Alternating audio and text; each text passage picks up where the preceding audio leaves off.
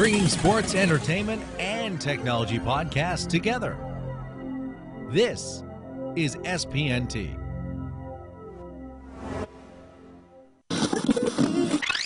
You're listening to the Redleg Weekly Podcast.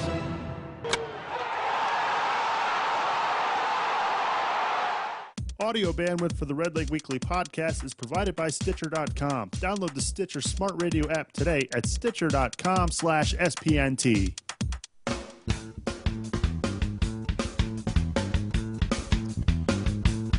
What's happening, Reds fans? Nick Serberling here for Redleg Weekly, Reds Magic number 5. It's going to be an exciting week in Cincinnati. I can feel it. That Reds doing well. Last week had a 5-2 record. They swept the Pittsburgh Pirates, and unfortunately, losers of 2 out of 3 in Miami.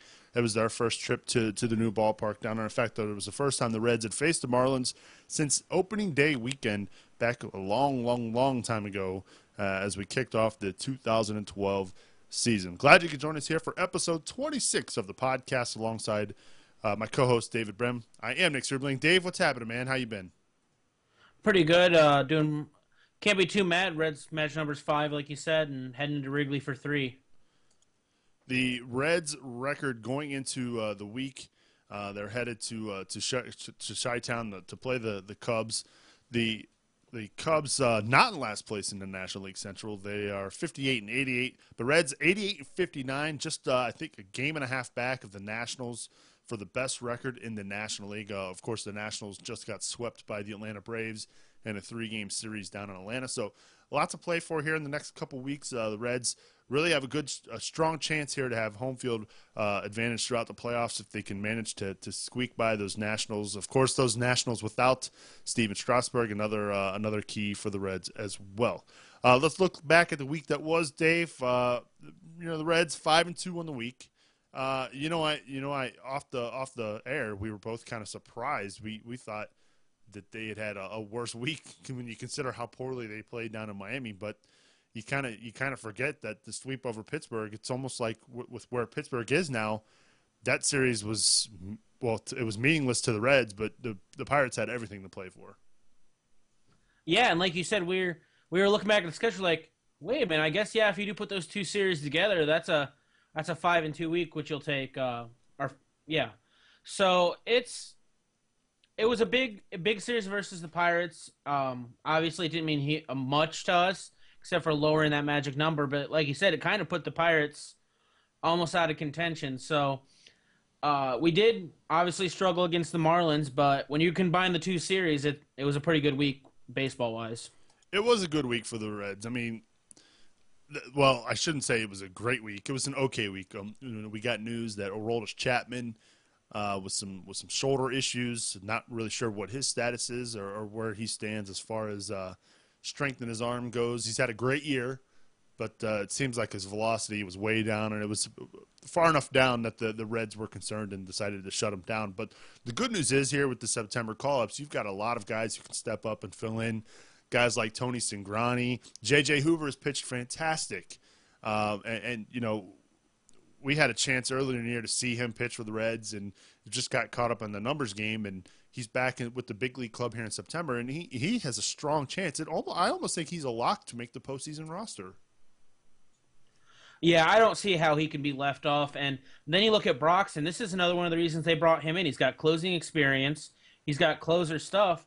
So if, like they thought, Chapman might need some time off, I mean, better now when we've got those extra pitchers, like you said, and we've got guys to pitch the end of the bullpen. So you can't go wrong with our bullpen, even without Chapman. You know what? If he needs the rest, as long as he gets a couple outings before October, I think he'll be just fine.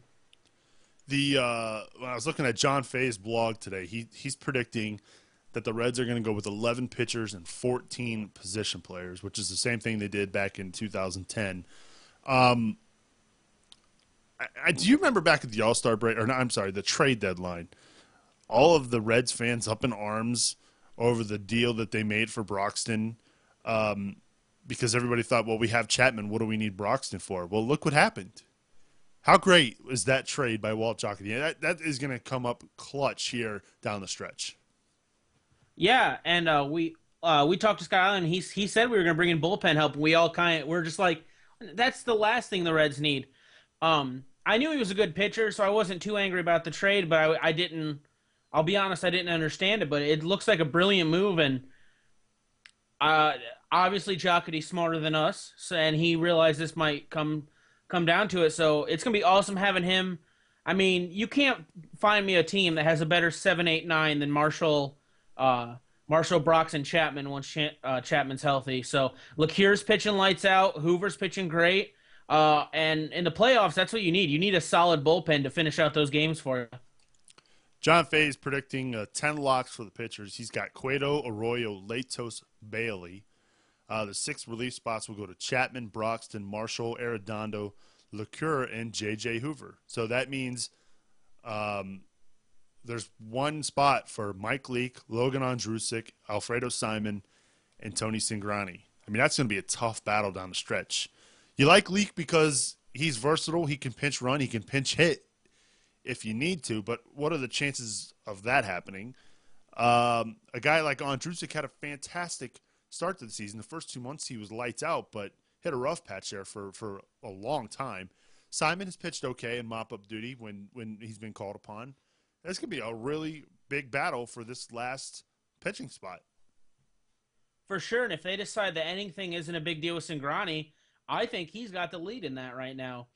He's got a fresher arm because he hasn't pitched as much as those other guys. I mean, I haven't looked at the stats. I don't think he has, though. He's at 150 innings this year.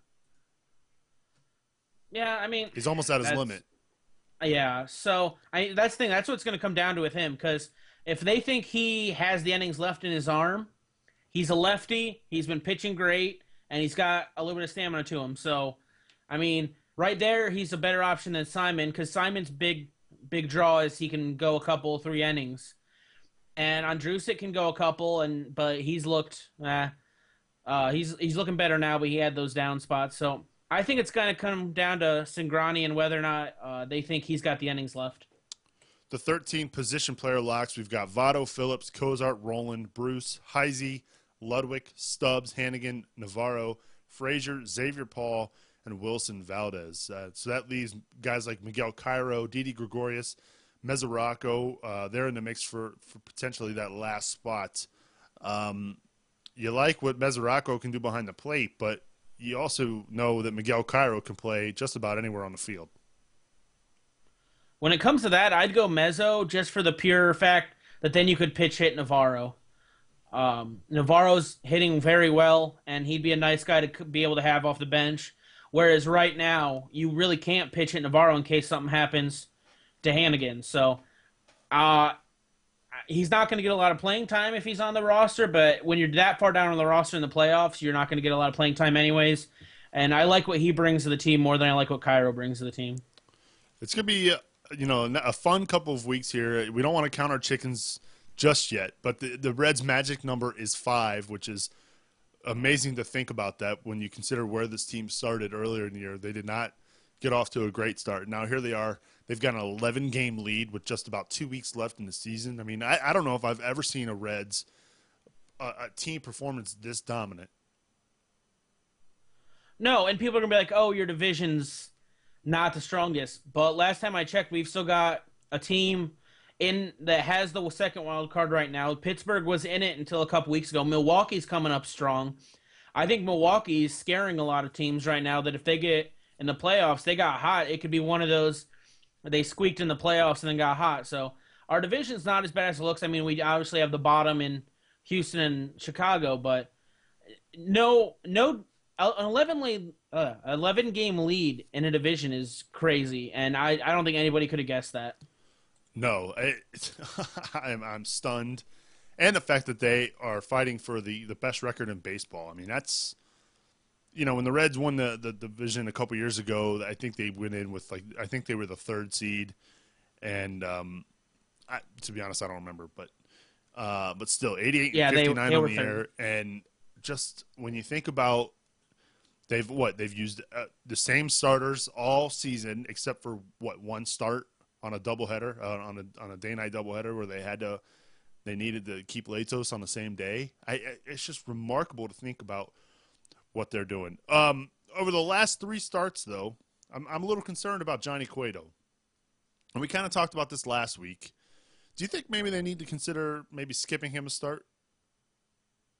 I do for sure. Now, when it was 2 starts in a row, I was like, all right, you can have 2 bad starts, but three is getting towards a trend, and we need him. He needs to be lights out in the playoffs. So I'd skip him a start. I don't think I'd skip more than 1. You don't want to get him too off kilter, but if he give him a rest, we've got obviously expanded roster, so that's not going to be a problem. And you know what? And I saw I didn't really catch it the full what they did, but I saw they rearranged the rotation. So I don't know if he's going to get an extra day off or how that's going to help out, but we need him to be all he can be, and if that means give him a start off now, I mean, yeah, we're going to be in the fight for the best record, but you've got to look at the big picture, and right now the big picture might be him sitting for a start. Speaking of being all that you can be now, Jay Bruce in one of those funks again. You talk about hot and cold. He might be the streakiest player I've ever seen in a Reds uniform. At least with Stubbs, you know you're going to get 3 strikeouts tonight. but man, Bruce is just – but you almost want him to get cold now because you know later on in a couple weeks he's going to get hot. Yeah, he can be as cold as he wants until October 4th, and then it's time to heat back up.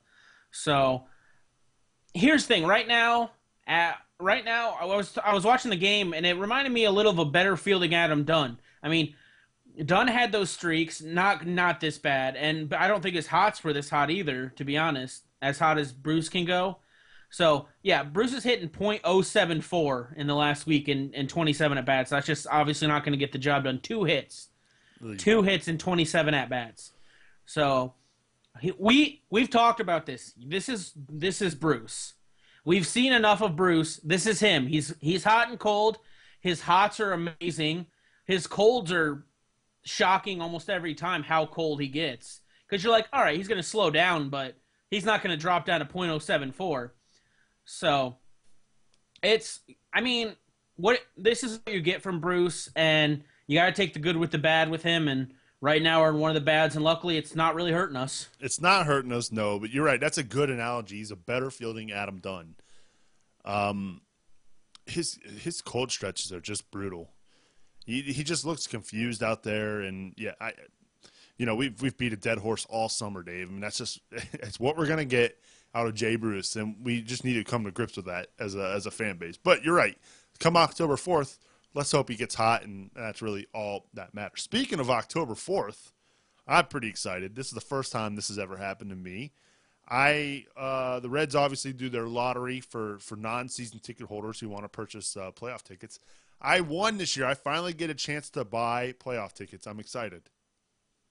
Yeah, we were talking about that off air. Looking forward to it. Obviously, I'm going down there. I bought I went up to the 20-game plan specifically for this situation to have privileges. So I'm going down there, and hopefully maybe we'll get to see you down there and maybe head down there together, maybe hang out or something, grab something before the game. So that'll be cool. And I'm going to be honest, I never entered the lottery, but because before this year, even if I would have won, the money just wasn't going to be there to go. So I like the way they do that, though. It's kind of cool. Gives everybody a chance, not just who can sit by their computer at 3 a.m. on whatever day they decide to start selling them. So I like the way they do it, and I'm happy for you. I'm glad you pulled your name out of the hat. Why couldn't it have been opening day? I've tried for like 6 straight years to get opening day tickets, and it never works. Yeah, that one I did do before this year when I got a season ticket plan. I always did opening day and never won, but if you're going to win one, they want you to win the more expensive one. Right. Yeah. And that's the other thing, too, is I don't even know what, as far as cost goes, what I'm looking at here, and that concerns me. Yeah, I was trying to think. I know our prices are different. But I don't know. I can't remember what the divisional series was. I know the World Series tickets were not great. But I mean that's the World Series, so right. I'm not going to complain. Plus we're second row in the outfield, so you could do worse. But I don't know what you're looking at, but Here's the way we looked at it. This could be a hopefully not, but this could be a once in a lifetime thing. So, I hope you get the chance to go down there, and hopefully we get to maybe probably not catch the game together because the seats won't be together, but definitely hang out before. If you are listening to this podcast and you are also one of those winners of the Reds playoff ticket lottery, whatever you want to call it, hit us up, podcast@redlegfans.com. You can also follow me on Twitter. We are at Houday Weekly. Don't forget, you can rate and review the show on iTunes. We'd love to hear from you guys. Redleg Weekly. What did I say? Did I say Houday Weekly? Of course you did. Wow. Because you love them more. Well, that's not true. Wow. I've just, it's been a busy week. It's been a busy couple of weeks here. Follow me at Redleg Weekly. You can also follow Dave. He's at Mr. Redlegs21. We got it. I'm there. I'm back. I'm sorry. I love my Reds. Clearly, nobody cared about our debate last week because we didn't hear about it. So I think we're okay. I'm not questioning your love of the Reds. I just think you love Mickey and Tim more than you love me. I think that's what that's about. I do not agree with that assessment one bit. No, Tim doesn't shower, so I'm just kidding. Yeah, but he's all the way in Kentucky. So we do this over Skype. It's all good for you. We do this over Skype, so I have no idea how he smells. Come on now. I'm just kidding, I don't know. Tim. That one episode I did, he was in the garage, and he looked like he was sweating pretty profusely. I don't know how he does that in the garage. That is remarkable. I'm sweating sitting right here in front of these lights and cameras and everything. I don't know how he does it in the sweltering garage. But this is just also a reminder, too, that you can check out our show live each and every Monday night at 9 o'clock Eastern at spnt.tv/live. We'd love to see you in the chat room. Let's chat some Reds and have a lot of fun here these next couple of weeks. And I'm hoping you're going to the game on Friday, right, Dave? Correct. So there's a good chance they could clinch on Friday night.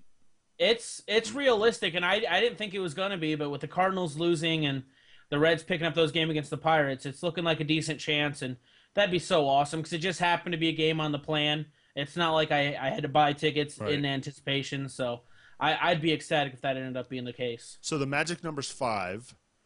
They're in Chicago for 3. St. Louis is where? That's the they're in Houston, which I mean they don't have to lose 1. If we swept Chicago, they'd have to lose 1. I believe Houston just took 2 out of 3, or they swept the Phillies. So yeah, it's I could be wrong on that.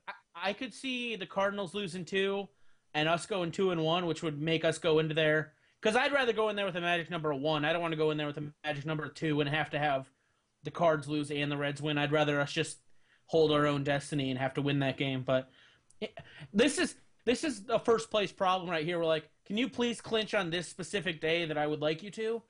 Before we just be like, clinch tomorrow. Clinch, I don't care. Just find a way to clinch the last day of the season. Just for the record, the Philadelphia Phillies went to Houston and lost 3 out of 4. So the Astros came out firing, and they took 3 out of 4 against the Phillies, which is good because we don't want to see them in the postseason. So you never know. True. I'd be so you have no idea how happy that would make me. But hopefully, but I'm not gonna be too mad if they clinch on a different day. No, I want them to clinch there in Cincinnati. I mean, that would be awesome. Well, no, here's the thing. I don't think they're going to clinch before that. I mean, they could, but I don't think they will. I think they're going to clinch Friday, Saturday, or Sunday, though. So if they win tomorrow night, that's 4. They win on Wednesday night, that's 3. So they could potentially – no, that can't be right. If they – well, unless – if they win tomorrow night – if they win tomorrow night and St. Louis loses, then it's 3. Same thing on Wednesday night. Then it's 1. Then all I have to do is win on Thursday in Chicago. How great would it be if they clinch at Wrigley Field? Oh, that would be just. Here's the thing: awesome. if they're not going to clinch on Friday, please clinch on Thursday. That'd be like I know that sounds bad. We should be hoping for a big hometown crowd to welcome them, but there would be a little bit of something rubbing that in the Cubs' faces at their house. That would be awesome. That would be fantastic. And I believe the game on Thursday is a night game. I'm checking that right now. So that'd be even better. No, I'm sorry. It's a 2:20 game on Thursday. So they play night games tomorrow night and Wednesday night, an afternoon game on Thursday. So if they win if they win and St. Louis loses the next two, it'd be one on Thursday. If they lose that game on Thursday, St. Louis that night, if they lose, the Reds would win. They'd find out when they got home. They would find out when they got, unless now I'm all intrigued. Okay, so the St. Louis, man, do they play a day game or do they play a night game? I'm looking it up now. I don't know. I'll pull up the schedule. I've already got it. So they're home. They start at 1:45 Eastern time. So that game could be over by the time the Reds finish their game because their first pitch is at 2:20 Eastern time. On Thursdays? Yeah. On Thursday? So that game with the Astros starts about 20 minutes ahead of the Reds. A little more than that. About 40 minutes before the Reds game. So if the St. That's funny. That'd be like nice poetic justice for Dusty Baker in Chicago to say, hey, look what you could have had. Yeah. I mean, obviously there's a part of me that wants them to wait till Friday, but right. If you're not going to do it, if you're going to not do it till Saturday, like if you're going to not do it on Friday, but you're going to do it on Saturday, just do it on Thursday. So that way we can rub it in the Cubs' face. Oh. But that's selfish. And I know everybody's sitting there with Saturday tickets is like, really? You guys forget about us? You hate us? No, we just like to rub it in Cubs fans' face. That would be pretty cool. Again, there's a lot of baseball left to be played. I mean, they still have to take care of their business. You got guys who are fighting for playoff roster spots. You know that Mike Leake's hoping to get some wins here to end the season because you know he wants to be part of that roster. Same with Homer Bailey. Let's switch gears a little bit here and talk about the offense, Dave, because ever since Joey Votto came back, guys like Ludwig, Frazier, those two carried the team in his absence all summer. And ever since he came back, they have been MIA. Yeah, and I was a little worried about that coming into this. And I don't know if we talked about it on the show or if that was off the show, but I remember talking to you. You just hoped they wouldn't get in the position where they're like, oh, Votto will take care of it. Don't worry about it. Votto will finish it off. Votto will win this game for us. But I don't think that's the case. I don't think they are doing that. I don't know. I don't think they're doing it on purpose. But there's that little bit. When Votto's not there, somebody's going to have to step up and somebody's going to have to win that game for you. And when Votto's there, you just expect him to pull out the win. So I'm hoping maybe it's just a little bit of a slump. And they're going to get back to that sooner rather than later. But it's our offense, and I think that's one of the things why it surprised us that last week the record was so good because the offense just seemed horrendous all week. So hopefully they get back, and I hope it's not just a case of they don't feel like they have to carry the team anymore now that Votto's back. Again, we saw this team for 6 or 7 weeks without Joey Votto. That might be high, but it seemed like that long. It probably may even been longer. I think it was at least 6. Yeah. So. Those two guys just tear the cover off the ball, and now I'm concerned because now maybe they're tired. I don't know. It concerns me. We say that, but last week Ludwig hit 320. So Ludwig's coming back a little bit. He had a big hit yesterday. Yeah, Frazier's 286. So here's the thing. They were so hot that it's kind of like we just started to expect it. It's like right now Didi Gregorius is hitting 571. He's not going to hit 571, but if he drops down to 300, all right. I'd still rather have him in the game than Valdez, but that's a different story. Right. But here's the thing. Todd Frazier and Ryan Ludwig, it's another one of those things when you actually look at the numbers, it hasn't been as bad as you think it has. It's just been such a vast drop-off. So I'm not worried about it. I mean, right now Votto has the 10th best batting average. I mean, that includes guys that barely have played. But he's hitting 261, so in the last 7. Leake's hitting 1,000. He's only got 2 at-bats, but he's hitting 1,000. So I'm not too awfully worried about it. I think it looks worse than it really has been. I think it's just we got a little spoiled with Votto gone and all those guys stepping up. I don't know. This is me being picky because we've been so used to them playing well and taking series, and then you see him go down to Miami and kind of lay an egg, especially in Game 1 on Friday night. To get a 3-hit shutout pitched against them. Granted, it was a rookie pitcher, somebody they've never seen before. And Marty brought this up during the broadcast. You can almost bank on it when the Reds face a guy they've never seen before. They're going to look bad and get shut out pretty easily. Why is that? I don't know. I got two theories. One, guys, we have a magic number of 5 on the 17th of September. We got to find something to complain about. We can't be all bunnies and rainbows. We got to find something to complain about. So that's probably what this is. And I almost think the fact that they struggle more versus guys they haven't seen says something about their coaching staff and their players. Because obviously their coaching staff and their players cares enough to watch tons of film and learn all they can. And I'm not saying other teams don't do it, but obviously you can tell the difference between a guy they've seen and a guy they haven't, and they're ready for those guys they've seen, and they know I'm not going to say they know what's coming, but they've got a better idea. So I actually give credit, whereas that looks like a negative, I give credit to our guys and to our coaching staff on that, that they're that prepared when they are meeting guys they've already seen. So the Reds, they go to Chicago for 3, then they're home against the Dodgers. The Dodgers, a team that for most of the year we're in the thick of things, and there's the potential that they could jump back into this wild card race, but even they're struggling.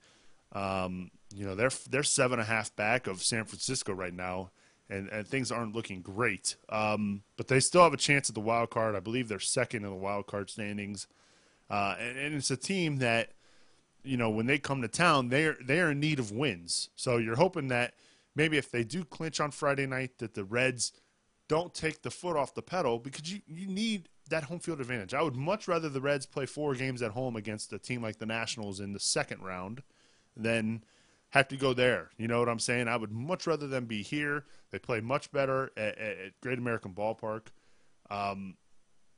That's what I hope, because I remember a couple years ago they won the division, and Dusty rested the guys for the next 2 days. Yeah, here's the thing: the Reds are going to be in that hunt for first. This is all assuming the season ends up the way it's been going. I know there's going to be people that nothing's finished yet. We get that. But more than likely, they're going to be in the race for first place. And we talked about this a little off air, and I think you convinced me. I thought for a while there I'd rather play San Francisco than any of the wild card teams. But that 4 games in the second round, if we make it to the second round, that 4 games is so big. Because aside from Homer, obviously everybody pitches better at home, everybody plays better at home. So I'm with you. We got to keep our foot on the gas and try to patch the Nationals. Again, first place problems, right? Yeah, like we said, we got to find something to worry about. This can't be easy. No, you're right. That is a good point. But the Reds are sitting pretty. They just got to take care of business here in the next next week. And they've got a great shot to be one of the, if not the first team to clinch. They're pretty close. I believe they're the team with the lowest magic number right now. So that's good. All the other divisions are real close. I mean, you got the AL East at 1 game. Tampa Bay's 5 back of the Yankees. Detroit's 3 back of the White Sox. Oakland's 3 back of the Texas Rangers. You talk about crazy. Yeah. I was going to say the second's got to be San Francisco and the Dodgers. They've got to be the second biggest lead. That is correct. You're right. And that AL East, I mean, they got 3 because they got the Rays and they still got Baltimore to worry about. Baltimore's a game back in the Yankees. You're right. 7.5 game lead for the Giants. St. Louis 11 back. Atlanta's 5.5 back of Washington. They, like we said earlier in the show, they just completed a 3-game sweep in Atlanta over the Nationals. So that's big there. Right now the Reds could be the first team to clinch a playoff spot here in the 2012 postseason. It's going to be a fun week. I'm really looking forward to it, and I hope that they can clinch Friday night. But if not, I'd much rather see them do it in Chicago on their field. A nice little dig at Cubs fans. Yeah, I'd prefer Thursday over Saturday, but Friday right now would be my number one choice. So you're heading down Friday. I'm trying to think. Do you have any? You don't have tickets the rest of the weekend, right? No, this is actually the last game on our plan. Is Friday, so we won't be back down there until the playoffs, God willing. So what if they don't clinch Friday night? Are you going to stay? Are you going to get tickets, like walking out of the stadium and getting tickets for Saturday? I'd say it's unlikely, but I'm not going to say no. Only because if we lived in Cincinnati, probably. But I mean, you got to look at on top of the tickets. That's $100 for a hotel room. So, I'm not going to say no, but I'm probably not. Hopefully, it won't come down to that. You could always sleep in your car somewhere. I guess you could. I don't know if I really want to sleep in the back of a Jeep with my dad, but that doesn't sound too comfy. That sounds fantastic. Sign me hey, up. You brought it up. Oh, man. So, all right, so let's wrap things up here. We've got a couple more minutes. Todd Frazier, I guess, was announced today by the Reds as being one of the 3 finalists for the Rookie of the Year award. John Fay says today, John Fay interviewed Harold Reynolds, who says he thinks Bryce Harper now is going to win the award. If the vote was taken about a month ago, Harold said that there's no question Todd Frazier would have won, but he thinks now it's Harper's to lose. Obviously, we're homers here, and we hope that Todd Frazier wins the award. But those 3 guys have all had fantastic years. I mean, Wade Miley's above 500 for a rookie starting pitcher for the Arizona Diamondbacks, who hung in there for a while in the NL West. But really, Todd Frazier has tough competition. He's going up against the hype of Harper, which is already going to be tough to beat. He does have similar numbers as Harper, just a little bit better than Harper, but I don't know. I'd like to see him win the award, but at the same time, it doesn't matter. Yeah, here's the thing. I think Frazier was going to have a significantly better year than Harper to win. I think anybody was. I mean, he's 19. And, yeah, for a while, and Frazier was. And you know what? If they're close, give it to Harper. I mean, the nation wants to see it. I don't think Frazier cares. I mean, it'd be nice. I think Frazier cares.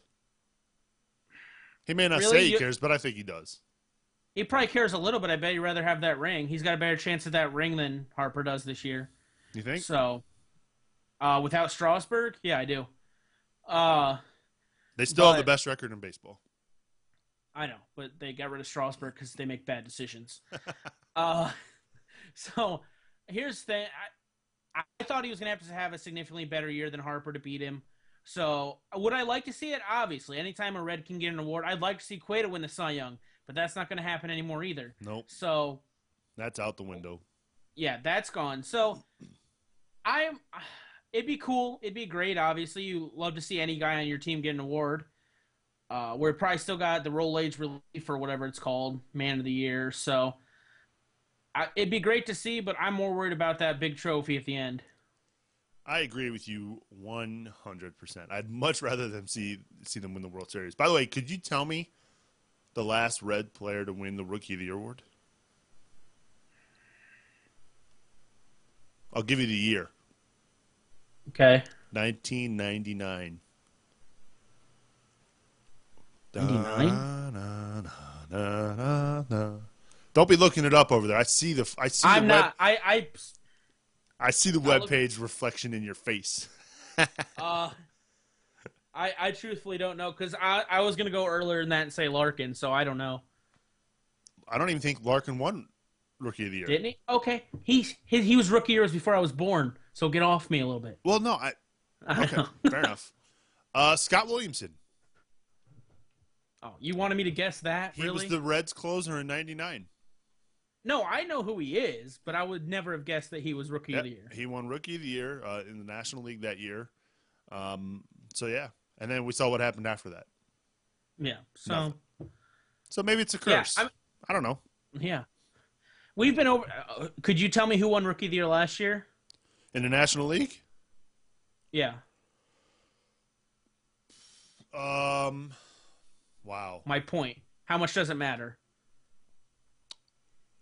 Wow. Oh, man. This isn't a test. I have no idea. I mean, I could look it up, but I don't care that much. You should look it up. Because I'll look it up. I'm fairly certain it was the guy. I want to say he played either second base. He played on the Marlins. he's either a left fielder or the second baseman, but I couldn't tell you his name. You're not even close. Now that I saw it, I remembered. It was a pitcher. Pitcher? Starting? No. It was a relief pitcher. Yes. I give up. It was Craig Krimble. Now that however you...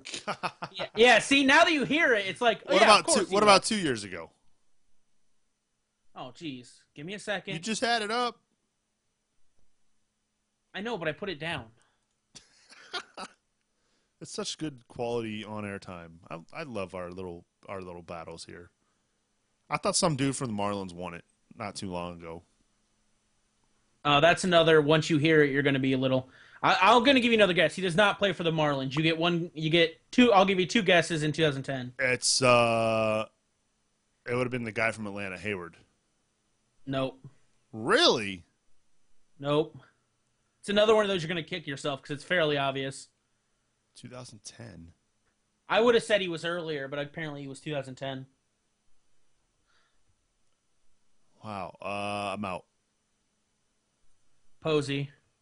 Oh my god. Hey, 2009 Florida Marlins. Chris. Where is it? Coughlin, maybe? Coughlin, yeah. Coughlin, there you go. See? You were just a couple years late. I was, yeah.